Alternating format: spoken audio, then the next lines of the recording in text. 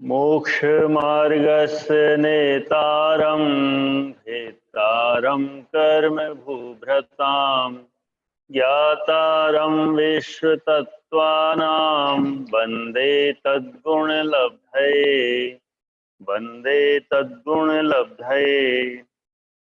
प्रमत्तयोग प्राण अव्यप्रोपण हिंसा। 13।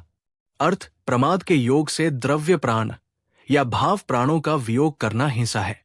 सूत्र कहने का कारण। हिंसा, झूठ, चोरी, कुशील और परिग्रह ये 5 पाप है। हिंसादि से वृत्ति को आपने व्रत कहा है, परंतु हम नहीं जानते हैं कि हिंसादि क्रिया विशेष क्या है। ऐसी पृच्छा होने पर युगपत 5 पापों के स्वरूप का कथन करना अशक्य होने से उनका लक्षण क्रम से कहना पड़ेगा।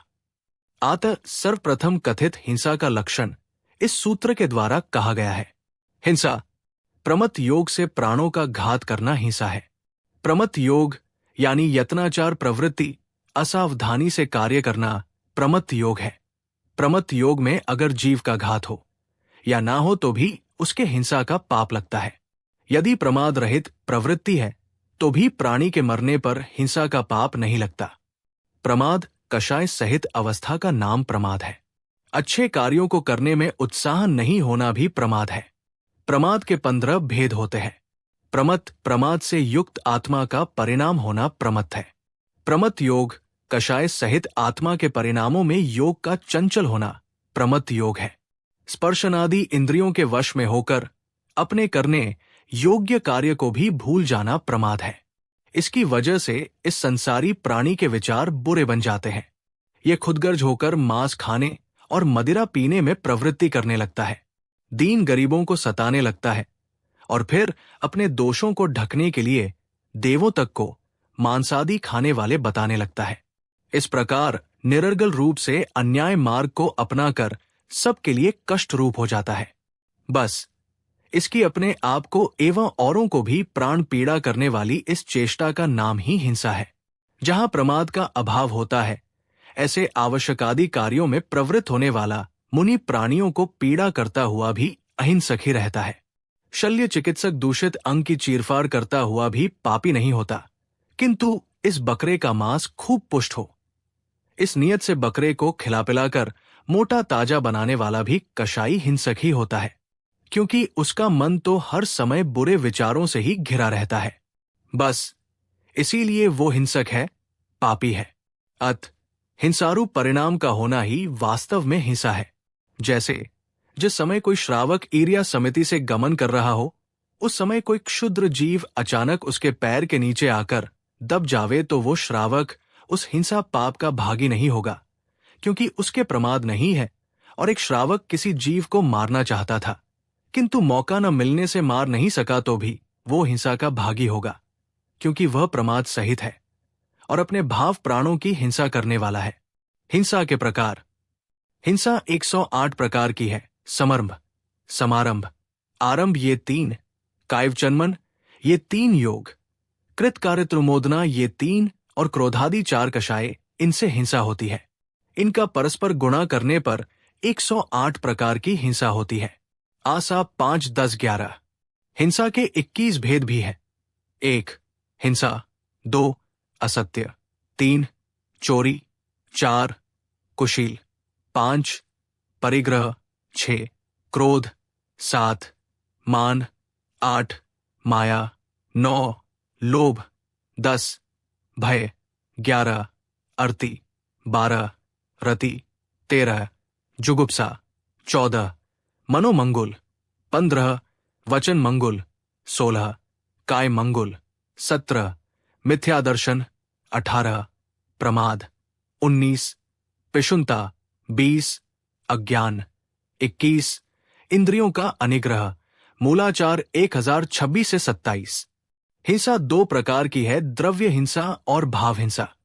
द्रव्य हिंसा, स्व और पर के द्रव्य प्राणों का घात करना द्रव्य हिंसा है। इसमें स्वयं का भी तथा पर के प्राणों का भी घात होता है। स्वयं की द्रव्य हिंसा में अपने हाथ पैर तोड़ना, अपने शरीर का घात करना है।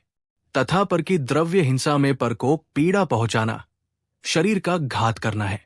भाव हिंसा, आत्मा के रागादि भावों की उत्पत्ति होना भाव हिंसा है। इसमें अपने अंदर राग और द्वेष उत्पन्न होना, क्रोध का उत्पन्न होना भाव हिंसा है। इसमें स्वयं की हिंसा होती है तथा अपने निमित्त से दूसरों में रागादि भाव उत्पन्न हो जाए, क्रोधादि उत्पन्न हो जाए, जिससे दूसरों की आत्मा दुखी होती है, पर की भाव हिंसा है। हिंसा का स्वरूप समझने के लिए विचारने योग्य बातें। पुरुषार्थ, सिद्धि, उपाय। हिंस्य जिसकी हिंसा हो रही है, हिंसक हिंसा करने वाला। हिंसा मारने रूप क्रिया का होना हिंसा है। हिंसा का फल कितने इंद्रिय जीव की हिंसा हो रही है, उसी के अनुसार फल मिलेगा। ये हिंसा को 4 प्रकार से समझने में जो तीसरा भेद हिंसा है, वो भी 4 प्रकार की है। आरंभी हिंसा, उद्योगी हिंसा, विरोधी हिंसा, संकल्पी हिंसा। आरंभी हिंसा घर गृहस्थी के खाना बनाने, शरीर, मकान आदि को स्वच्छ रखने में होने वाली हिंसा आरंभी हिंसा है। जैसे घर की सफाई में, खाना बनाना, अनाज कूटना, आग जलना, जल भरना इत्यादि को करने में जो हिंसा होती है, वो आरंभी हिंसा है।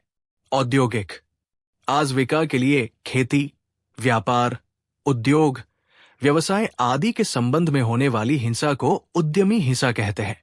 विरोधी अत्याचारियों से अपनी और आने धन की रक्षा करने में होने वाली हिंसा विरोधी हिंसा है। जैसे मंदिर को, धर्म को, देश को शत्रु से बचाने में की हुई हिंसा। संकल्पी हिंसा जो हिंसा दुख पहुंचाने के इरादे से संकल्प पूर्वक की जाती है, वो संकल्पी हिंसा है। इसमें हिंसा करने वाला पता होने के बाद भी प्राण लेने का कार्य करता है। जैसे शिकार करना, अभक्ष्य खाना, मच्छर भगाने के नाम पर आल आउट लगना, अगरबत्ती, धूप बत्ती आदि जलाना, इन सब में हिंसा ही होती है। गृहस्थ केवल संकल्पी हिंसा से बच सकता है, बाकियों से नहीं। मुनिराज सावधानी पूर्वक चलते हैं तो भी जीव घात होने पर भी हिंसा का पाप नहीं लगता, लेकिन श्रावक द्वारा असावधानी पूर्वक किए कार्य करने पर भी जीव का घात ना हो तो भी हिंसा का पाप लगता है। क्या झूठ आदि भी हिंसा है? असत्य वचन, प्रमत्तयोग पूर्वक खोटे अभिप्राय से कहे गए वचन, ये सब हिंसा में गर्भित है। मैथुन कर्म से स्त्री की योनि में स्थित सूक्ष्म जीव मर जाते हैं तथा जो काम की तीव्रता से अनंग क्रीड़ा करते हैं, उनके भी रागादि विकारी भाव होने से अवश्य हिंसा होती है। जिनेंद्र भगवान ने अंतरंग बहिरंग दोनों प्रकार के परिग्रहों के धारण करने को हिंसा कहा है। मिथ्यात्वादी भाव हिंसा के ही पर्याय होने से हिंसा है ही, लेकिन बाह्य परिग्रहों में मूर्छा भाव भी हिंसा है, क्योंकि बिना राग के बाह्य वस्तुओं का ग्रहण नहीं होता।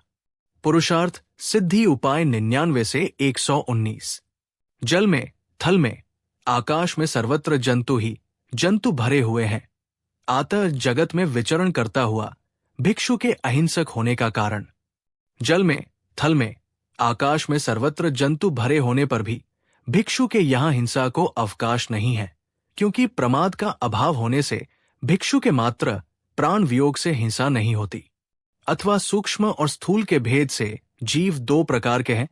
उनमें जो सूक्ष्म है वे तो न किसी से पीड़ित होते हैं, न किसी को रोकते हैं और न किसी से रुकते हैं, अतः उनकी तो हिंसा हो नहीं सकती। जो स्थूल मूर्तिक है उनकी यथाशक्ति रक्षा की जाती है। जिनका रोकना शक्य है उन्हें प्रयत्न पूर्वक रोकने वाले संयत के हिंसा कैसे हो सकती है। राजवार्तिक 12। हिंसा करने से हानि। हिंसा करने से कास, श्वास, महापित्त, वात, कोढ़ आदि अनेक बड़े बड़े महारोग उत्पन्न हो जाते हैं। दया के बिना ही जीव इस लोक में दीन होता है, निर्धन होता है, डरपोक होता है, अल्पायु होता है, दरिद्री होता है तथा परलोक में भी ऐसे ही अनेक दुहकों को प्राप्त होता है। प्राणियों का घात करने से ही जीव पुत्रादि के तीव्र वियोग को पाता है। अधिक कहने से क्या, थोड़े में से इतना समझना चाहिए कि इस लोक में व परलोक में जितने दुख हैं वे सब दया का त्याग करने से ही होते हैं। प्रश्नोत्तर श्रावकाचार 1286-89। प्रमत्त योग से हिंसा है तो क्या सत्पात्र दान, चैत्यालय आदि बनवाने में भी हिंसा है? सत्पात्र दान, देवतार्चनादि कार्यों में जो सूक्ष्म जीवों का नाश होता है वो परंपरा से शांति का कारण होता है, क्योंकि वो संकल्प करके नहीं किया जाता है। उसमें दर्शन विशुद्धि और त्याग की प्रधानता है, इसीलिए वो शांति का हेतु होता है।